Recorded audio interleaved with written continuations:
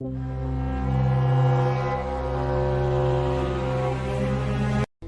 you for using IELTS listening test.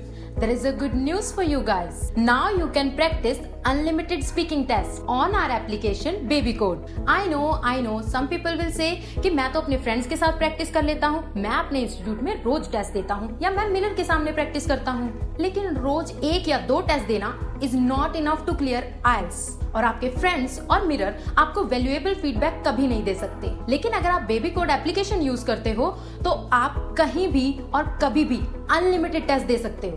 Baby code पे practice करना is like having a personal teacher. App will take exam like a real examiner. After test, you can check your grammar, fluency or pronunciation mistakes. Even you can check your band score. This app will provide you free test every day. So do not forget to try, link in the description. But if you need more test access, it will just cost you $3.99. Wait, if you use my promo code IELTS50, that will give you even more 50 rupees discount. Now it's like a one-time meal money, but this will help you to crack your IELTS exam. Part 1.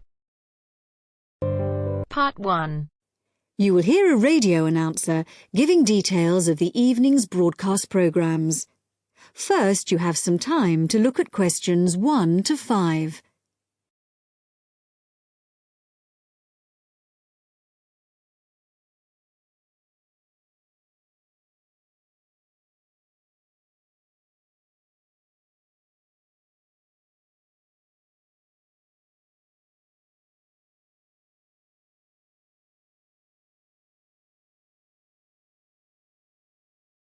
Now listen carefully and answer questions 1 to 5. The time is 6:55 on Thursday, October the 15th. And now here is a brief review of this evening's programmes on Radio 6. Starting in just a few minutes at 7 o'clock, we have the first programme in our new series, Animal Talk, a documentary with Laura Martins and Jeff Burns. And I'll be telling you some more about that in a minute. Then at 7:50 there will be a broadcast on behalf of the Rare Species Protection Group, telling you about some of the work they're doing to preserve endangered species. This will be followed at 8 o'clock by today's episode of Park Square, our drama series following the fortunes of a close-knit community in North London, in which Sunita begins to wonder if Carl has been telling her the truth, and Carl gets into trouble when a private email is read by the wrong person. At 8:30 we have our phone-in programme, What's Your View? Today's topic is the impact of the media, and you are invited to call in with your own views and questions on this topic.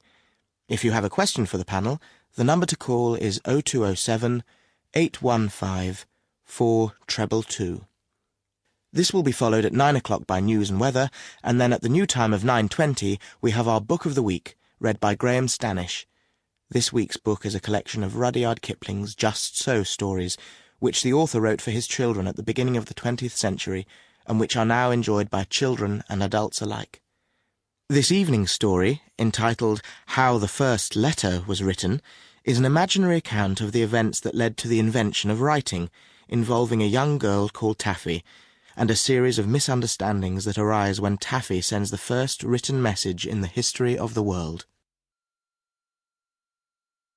Before you hear the rest of the talk, you have some time to look at questions 6 to 10.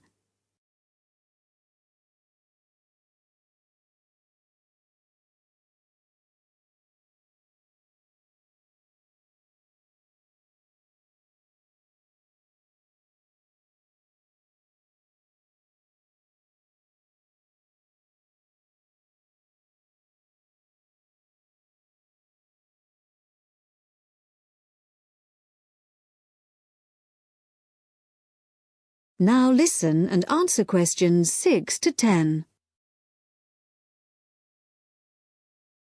And now, some more information about our major new documentary series, Animal Talk, which explores the fascinating area of animal communication.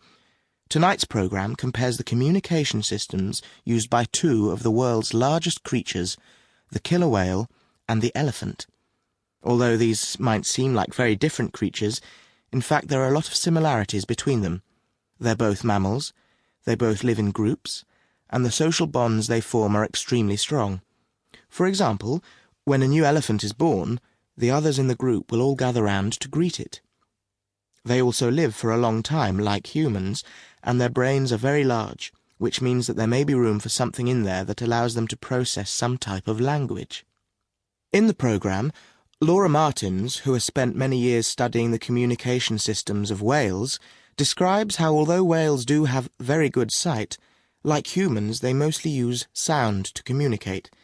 In the case of whales, this is because this travels well in water, where visibility may be limited.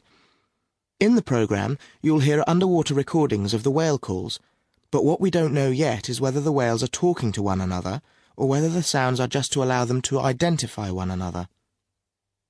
Also speaking on the programme is Dr. Jeff Burns, who has made a special study of elephant communication. Elephants use all their senses to communicate, but as Dr. Jeff Burns explains, one way we are only just beginning to find out about is what has been referred to as silent singing. Sounds produced by elephants which are too low for humans to hear, but can be heard by other elephants. And did you know that another way in which elephants can hear is with their feet? So, when one elephant stamps on the ground, maybe to warn about danger, the sound travels through the ground, and another elephant up to 30 kilometres away may pick it up. To find out more about exactly how they do this, stay tuned to Radio 6 for Animal Talk. That is the end of part 1. You now have half a minute to check your answers.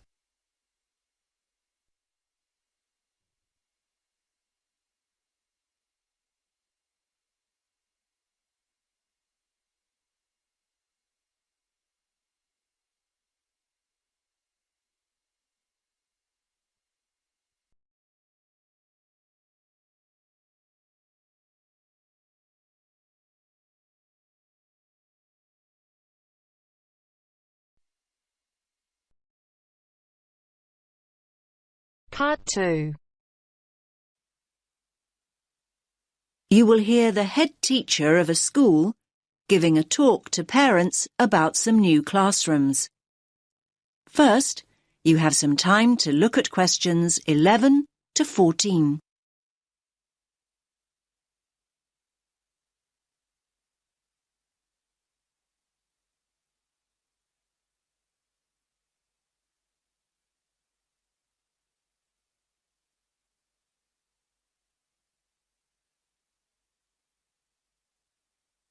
Listen carefully to the first part of the talk and answer questions 11 to 14. Good evening, everyone, and thanks for making it along. I know how busy you all are with term coming to an end. As you know, the aim of this meeting is to show you the plans we've got to add 2 new classrooms and how that will affect the playground. Now, I've heard that quite a few of you are worried that there'll be hardly any playground left, but I want to reassure you that that's not the case at all. I think there's been quite a lot of uninformed talk going on, and people have started worrying unduly. I certainly hope I can dispel any of your concerns this evening. Firstly, I have a plan of what the school should look like, which I'll project onto the screen. The school governors and the developers want to hear your feedback before making final decisions. Your feedback's very important. When I've gone through the plan with you, you can ask questions and we'll discuss those queries in detail. There'll be plenty of time to tell us what you think over the coming weeks. And once the plans are a little more developed, they'll be available online. There'll be a weekly update, and once the actual construction begins, you'll be able to check progress as it happens. Personally, I'm very happy with where we've got to. I knew we had to have the extra space, but I must admit I worried long and hard about what we might have to sacrifice for it. The developers have certainly convinced me that we've made the right decision. You now have some time to look at questions 15 to 20.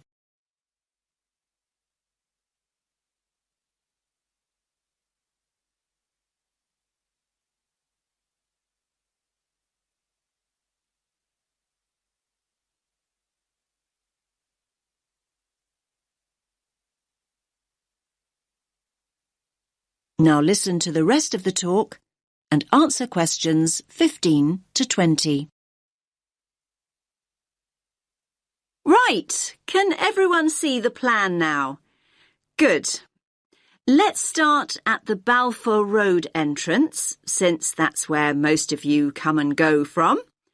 The Farley Road entrance and lower playground won't be affected at all. Now, as you come into the top playground, the 2 new classrooms will be on the right. There'll be a new gate, and the steps down will be rebuilt. There'll be a ramp for disabled visitors too. On the plan here, only the parts of the building affected by the plans are shown. I'll explain why the hall is marked on later. So, as I said, the new classrooms will be to the right of the entrance and, as you can see, will take up very little of the playground space. We feel the Year 6 children need their own area away from the younger children. So, this one on the left of the 2 rooms will be the new Year 6 classroom. As you can see, there's no direct entrance from the playground. The plan is to include a small entrance area here from the playground for coats and boots and so on. Entrance to the classroom will be from that area. There'll also be an additional entrance to the hall from this cloakroom, so children will be able to get to the hall from 2 different directions, from inside the main building and from the new entrance area. I hope that's clear. Now, as you all know, the hall doubles up as the cafeteria at lunchtime. One of the rumours I heard was that we're planning to dispense with the cafeteria and open up a snack bar. I can categorically state that replacing healthy school meals with a snack bar is not remotely in our thoughts. The other new classroom, that's the one with the playground entrance here, is going to be an exciting new venture for us. That's because its principal use will be for the preschool and after-school clubs. More and more parents want that facility outside school hours, and we need a dedicated space to run these activities. I think there were also worries about the nursery school, though I'm not really sure why, to be honest with you. I can tell you now that the whole area on the other side of the main school building will be totally unaffected. The nursery will continue operating as it does now. There will be a couple of smaller constructions, modernisation work really, down here on the other side of the top playground. Cycling into school is getting more and more popular, so we're replacing the old bike sheds with a brand new bicycle bay. There'll be space for 60 bikes. The children's toilets will also be modernised, and the children will be able to enter them from inside the school building rather than from the playground as they do now. There'll be brand new staff toilets in that part of the building too, I'm pleased to say. So, I hope that's at least started to allay a few fears. Take a few minutes to look at the plan that I'll get out of the way. Then I'll answer a few questions if you have any. Does that make sense to you?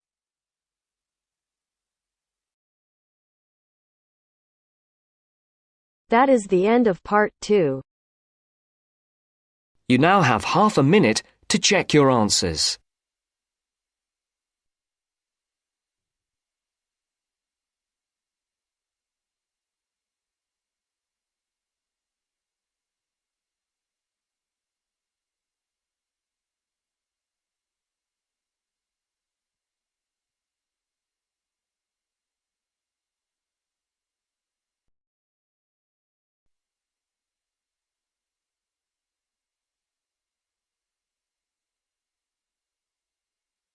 Now turns to part 3. Part 3. You will hear a woman called Phoebe, who is training to be a teacher, talking to her tutor called Tony about research she has done in a school. First, you have some time to look at questions 21 to 25.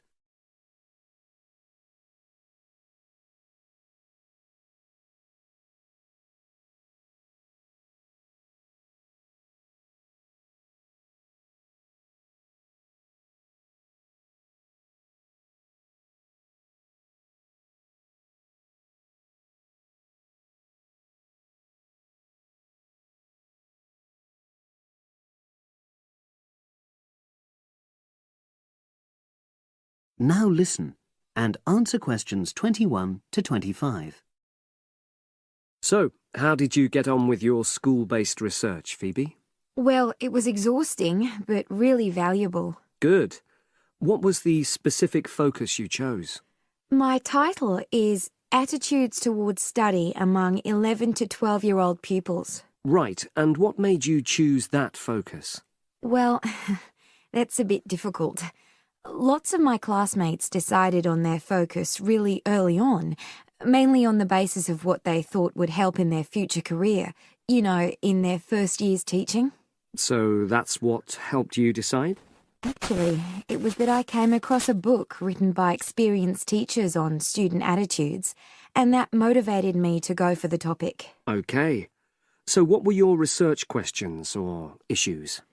Well, I wanted to look at the ways students responded to different teachers, particularly focusing on whether very strict teachers made teenagers less motivated. And from your research, did you find that was true?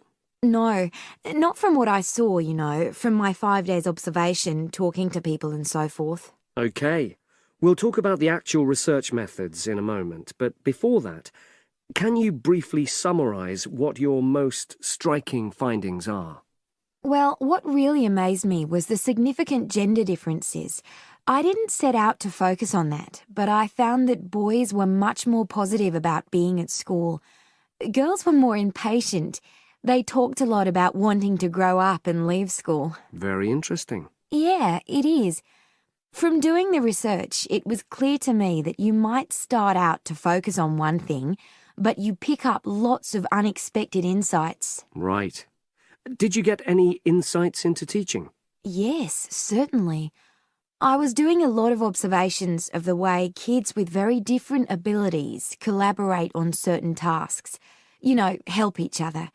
And I began to realise that the lessons were developing in really unexpected ways. So what conclusion do you draw from that? Well, I know it's necessary for teachers to prepare lessons carefully, but it's great if they also allow lessons to go their own ways. Good point. Now, I'm really pleased to see you doing this. Analysing and drawing conclusions based on data. But surely this isn't proper data. Because it's derived from such small-scale research. Well, as long as you don't make grand claims for your findings, this data is entirely valid. I like the way you're already stepping back from the experience and thinking about what you've learned about research. Well done. But I know I could have done it better. As you become more experienced, you'll find ways to reduce the risk of difficulties. Okay. Now you have some time to look at questions 26 to 30.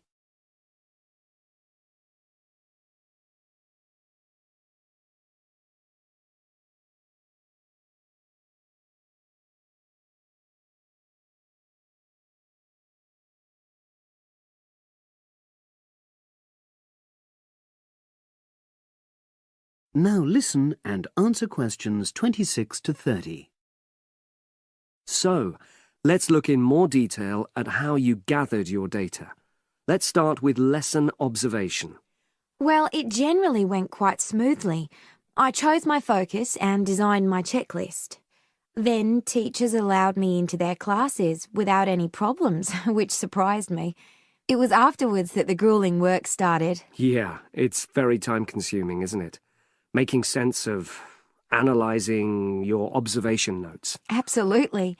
Much more so than interview data, for example. That was relatively easy to process, though I wanted to make sure I used a high-quality recorder to make transcription easier. And I had to wait until one became available. Right. And did you interview some kids as well? In the end, yes. I talked to 10, and they were great. I'd imagined I'd be bored listening to them, but So it was easy to concentrate. sure. One of the teachers was a bit worried about the ethics, whether it was right to interview young pupils, and it took a while for him to agree to let me talk to 3 of the kids in his class, but he relented in the end. Good. What other methods did you use? I experimented with questionnaires, but I really regret that now. I decided to share the work with another student, but we had such different agendas it ended up taking twice as long. That's a shame. It might be worth you reflecting on ways you might improve on that for future projects. You're right, yeah. Okay. And the other thing I did was stills photography. I didn't take as many pictures as I'd hoped to. Lack of time? It's pretty easy just snapping away, but I wanted each snap to have a purpose, that would contribute to my research aims, and I found that difficult. Well, that's understandable, but remember...